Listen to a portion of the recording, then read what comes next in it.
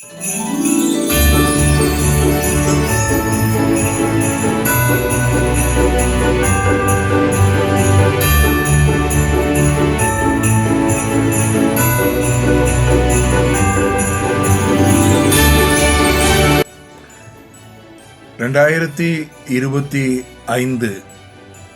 புத்தாண்டு வாழ்த்துக்களை ஆண்டவருடைய நாமத்தில் உங்களுக்கு சொல்லிக் கொள்கிறேன். புதிய ஆண்டுக்கான கர்த்தருடைய வார்த்தை எரேமியா 33:6. The promise for New Year 2025 is found in Jeremiah 33:6. இதோ நான் அவர்களுக்கு சௌக்கியமும் ஆரோக்கியமும் வரப்பண்ணி அவர்களை குணமாக்கி அவர்களுக்கு பரிபூர்ண சமாதானத்தையும் சத்தியத்தையும் வெளிப்படுத்துவேன். சௌக்கியம், ஆரோக்கியம், குணமாக்கப்படுதல். God is promising healing, health and cure. குணமாக்கப்படுதல் என்றால் ஒரு குறிப்பிட்ட நோய், அதற்கு மட்டும் சிகிச்சை கொடுத்து அதை மட்டும் சுகமாக்குவது. ஹீலிங் அல்லது சௌக்கியம் என்றால் அந்த நோயினால் ஏற்பட்டிருக்கிற எல்லா பாதிப்புகளையும், மனதில் ஏற்பட்டிருக்கிற பாதிப்பு, அந்த நோயினால் உடலினுடைய இன்னொரு பகுதியில் ஏற்பட்டிருக்கிற பக்க விளைவு எல்லாவற்றையும் சுகமாக்குவது. ஆரோக்கியம், ஹெல்த் என்றால் எந்த வியாதியும் எந்த பக்க விளைவும் இல்லாத ஒரு நிலை. இந்த மூன்றையுமே ஆண்டவர் இந்த இடத்துல சொல்கிறார். சௌக்கியம், ஆரோக்கியம், குணமாக்கப்படுதல். Healing, health and cure. 3 வார்த்தைகள்ல நம்முடைய சுகத்த பலத்தை பத்தி ஆண்டவர் வாக்கு கொடுக்கிறார். சில நேரங்களில தெய்வீக சுகத்தை பத்தி பேசும்போது சிலர் அதை ஆதரிப்பதில்லை, உற்சாகப்படுத்துவதில்லை. ஆவிக்குரிய காரியங்களை பேசலாமே, ராஜ்யத்துக்குரிய காரியங்களை பேசலாமே என்று சொல்கிறார்கள். உண்மைதான், அதற்கு தான் முக்கியத்துவம் கொடுக்கணும், அதை தான் அதிகம் பேசணும். அதே நேரத்தில் ஆண்டவர் பரிகாரி, குணமாக்குகிற கர்த்தர், வியாதிகளையும் சுமந்து தீர்த்தவர், அவருடைய தழும்புகளால் குணமானோம் என்பதும் சத்தியம்தான். இந்த வசனத்தில் அதுல ஒரு வலியுறுத்தல் இருக்கு. கர்த்தர் சுகம் பலனை தருகிறவர் என்பதிலே ஒரு emphasis for divine healing is found in this verse. அவர் நிச்சயமாக நமக்கு சுகத்தை பலத்தை தருவார். 40 வயதுக்கு மேற்பட்டவர்களுக்கு புதிய பலத்தை தருவார். 60 வயதுக்கு மேற்பட்டவர்களுக்கு பசுமையை, புஷ்டியை தருவார்.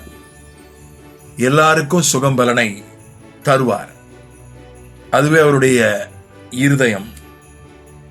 அடுத்து சொல்லப்பட்டிருக்கிறது, பரிபூர்ண சமாதானத்தை வெளிப்படுத்துவேன். சமாதானம் என்பது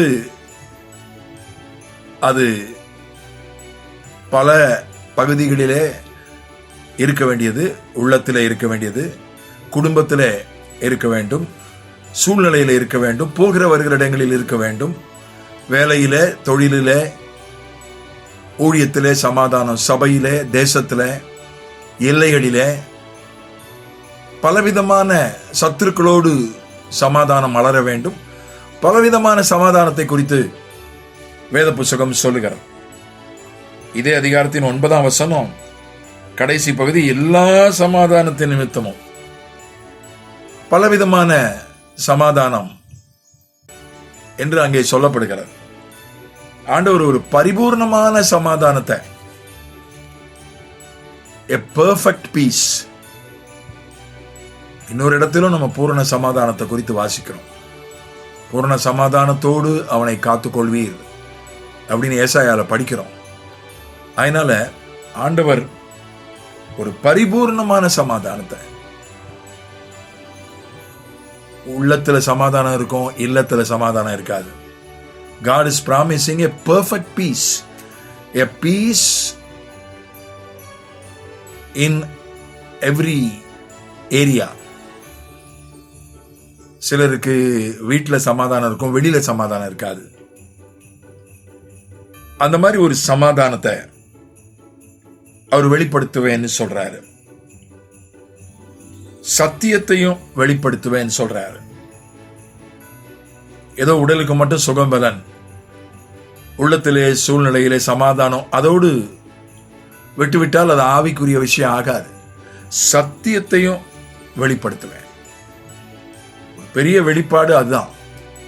நம்முடைய பிரச்சனைகள், தேவைகளை, ஆசீர்வாதங்களை பற்றிய வெளிப்பாடு அல்ல, சத்தியத்தை பற்றிய வெளிப்பாடு, இயேசுவை பற்றிய வெளிப்பாடு, அவர் சத்தியம்.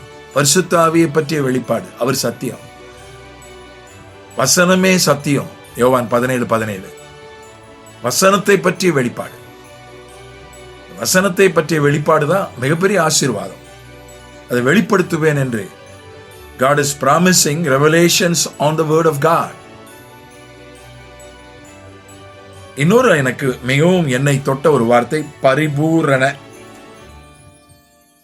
The core word in this verse is perfect. பரிபூரண, ஒரு பரிபூரணத்தை ஆண்டவர் நமக்கு கட்டளையிட விரும்புகிறார். ஒரு வசனத்தை நான் ஞாபகப்படுத்த விரும்புகிறேன். யாக்கோபினுடைய நிருபம் 1ஆம் அதிகாரம் 4வது வசனம், நீங்கள் ஒன்றிலும் குறைவுள்ளவர்களாயிராமல் பூரணராயும் நிறைவுள்ளவர்களாயும் இருக்கும்படி. ஒன்றிலும் குறைவுள்ளவர்களாயிராமல் பூரணராயும் நிறைவுள்ளவர்களாயும் இருக்கும்படி.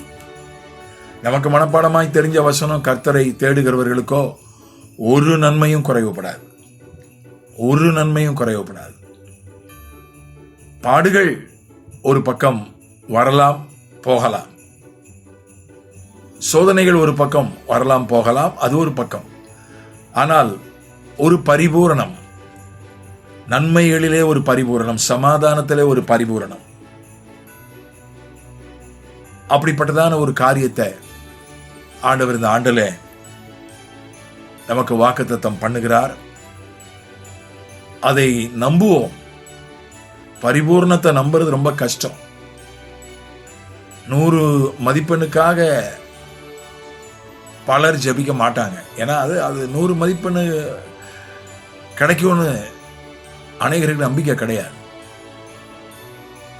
ஒருவேளை 90, 99க்கு கூட கனவு காணலாம், ஜெபிக்கலாம். ஆனா இங்க 100%,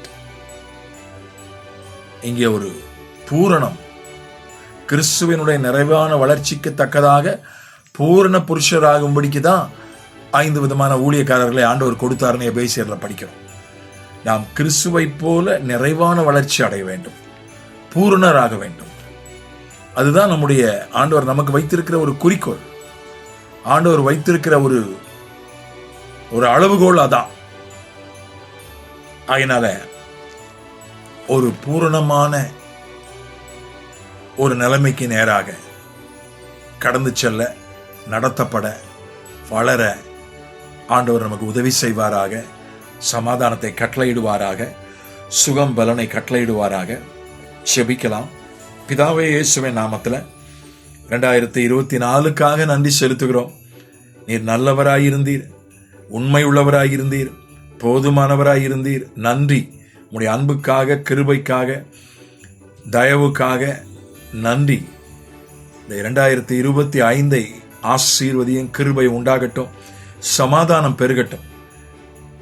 எரேமியா 33:6 படி சௌக்கியம், ஆரோக்கியம், குணம் உண்டாவதாக. ஆண்டவரே, எல்லா பலவீனங்களும், வயது நிமித்தம் உள்ள பலவீனங்கள், சீதோஷ்ணத்தின் நிமித்தம் வந்த பலவீனங்கள், உணவின் நிமித்தம் வந்த பலவீனங்கள், பரம்பரையாக வந்த பலவீனங்கள், எல்லா பலவீனப்படுத்துகிற வல்லமைகளையும் இயேசு கிறிஸ்துவின் நாமத்தில் நாங்கள் கடிந்து கொள்கிறோம்.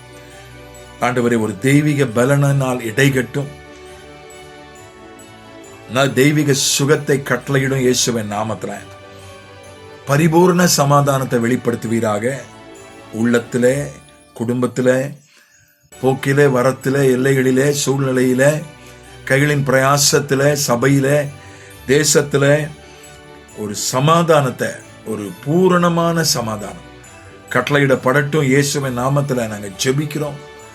ஆண்டவரே, சத்தியத்தை எங்களுக்கு வெளிப்படுத்தும். ஆண்டவரே, வசனத்தை அறிந்தவர்களாய், புரிந்தவர்களாய், பிடித்து கொண்டவர்களாய், வசனத்தின் பின்னால் ஓடுகிறவர்களாய் இந்த ஆண்டிலே நாங்கள் காணப்பட எங்களுக்கு உதவி செய்யும்.